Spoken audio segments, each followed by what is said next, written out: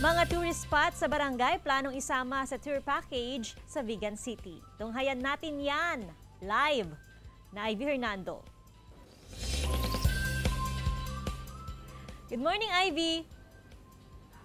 Joanne, marami pang produkto at historical sites sa Vigan City ang ngayon nais ipakilala at maging bahagi ng patuloy na pag-usbong ng turismo at magagawa yan sa pamamagitan ng barangay mapping.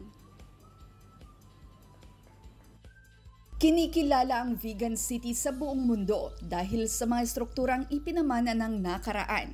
Mga estruktura at artifacts na patuloy na nagkukwento sa mga kaganapang hindi lang dekada o siglo, kundi libong taon na ang nakalipas. Ang lahat ng ito, bahagi ng patuloy na pag-usbong ng turismo sa lungsod at sa lalawigan. Batid ng city government na pinadapa ng pandemya ang sektor ng turismo na ngayon lamang nakababawi. Upang lalong maiangat, pinag-aaralan ang promosyon ng mga produkto at historical sites o ruins na makikita sa mga barangay ng lungsod. Para makita natin kung ano pa yung possible na pwede natin i-develop para gawing another tourist attraction. Yung mga turista natin mas tatagal pa at magstay pa ng longer dito sa Vigan, di mas makatulong pa sa ekonomiya natin dito. Magsasagawa raw ng barangay mapping ang city government. Ibig sabihin, pag-aaralan ng mga barangay na maaaring isama sa itinerary ng mga turista na maaaring mapasyalan maliban sa mga kilala ng tourist spots.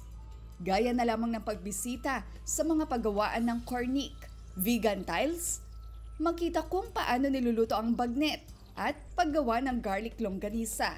Because yung mga turista pwedeng puntahan yun, aralin kung ano yung history ng isang place or ano pa yung mga products na pwede nating pagmalaki.